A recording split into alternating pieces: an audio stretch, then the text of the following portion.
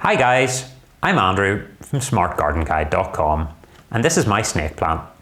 Snake plants are a really popular choice of houseplant. They look great, there's quite a few different varieties of them and they're very easy to care for. Most people buy one from the store, bring it home and they'll thrive for years to come.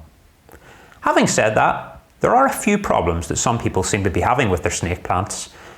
I hear all the time, please, what's going wrong with my snake plant? It's dying, the leaves are drooping, can you help me? Well, over the last few years, I've sort of pinned it down to three main reasons why your snake plant might be dying. So number one, and most importantly, is watering. If you overwater your snake plant, it'll die. Waterlogged soil in a snake plant or continually moist potting soil in a snake plant will lead to root rot. This means the roots die off, the snake plant then has no way of absorbing water and nutrients and it'll die. So the solution to this one is let the potting medium dry out before watering your snake plant. It's the most important aspect of snake plant care. Feel the potting soil before you water your snake plant. Don't water on a schedule. Don't water your snake plant once a week or once a fortnight or whatever schedule you've set up. Feel the potting soil. Either with your finger, poke your finger down into the potting soil to see if it feels dry. Another thing is lift the snake plant up and feel into the drainage holes at the bottom of the snake plant to see, is the potting soil dry right to the bottom. The other thing you can do is you can get a skewer, poke it down the side of the pot, leave it there for a few seconds, bring it out, and if the tip of the skewer is wet and there's soil sticking to it, you know that the potting soil at the base of the pot is still wet and you shouldn't water your snake plant. Err on the side of caution.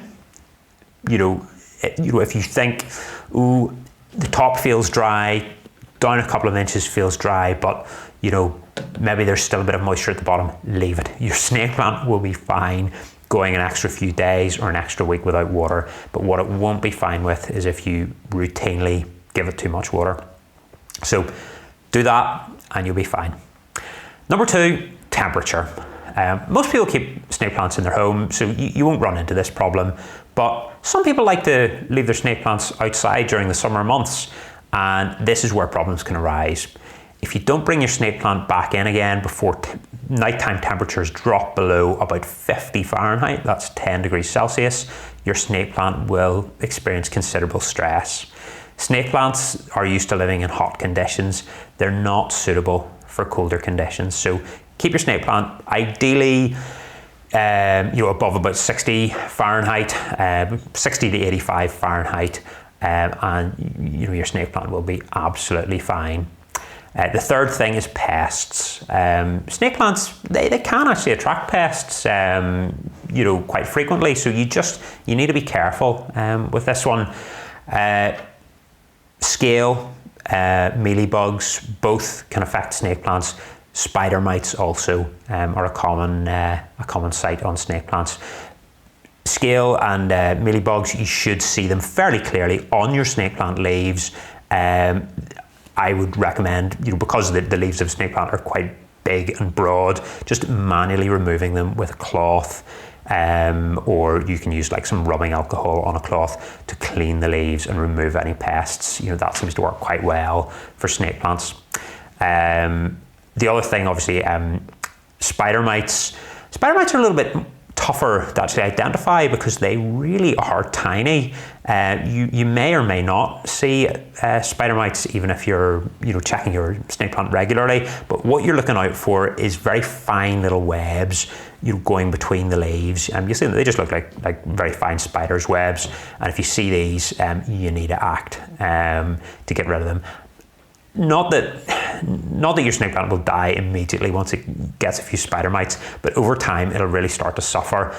So you're better just every time you water it, have a good look at the leaves of your snake plant, and if you do see any bugs, then you need to take action to get rid of them. I'll not go into all the ways that you can get rid of bugs in this video because that's a whole other topic. Funny, the other bug that I've seen on my snake plant is fungus gnats, and it's not actually one of the commoner bugs that you sometimes see on snake plants. They're more of an annoyance. They won't really harm the plant, to be honest with you. But yeah, I find them pretty annoying actually on this snake plant. I've had them for a while, and but I'm working to get rid of them, which is great. Okay, so that's basically it. That's the three main reasons why your snake plant is dying: overwatering, cold temperatures, bugs. You know, if you address these three issues, your snake plant will be fine, and it's a great plant to grow. I love them, and you know, I love all the different varieties of them.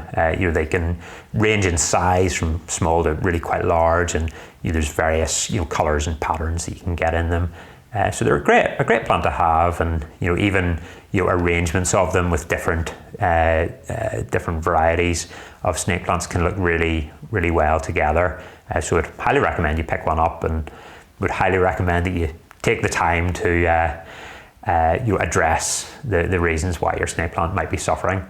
So thanks very much for watching, and if you like this video, I'm going to be bringing out new content on a weekly basis on this channel.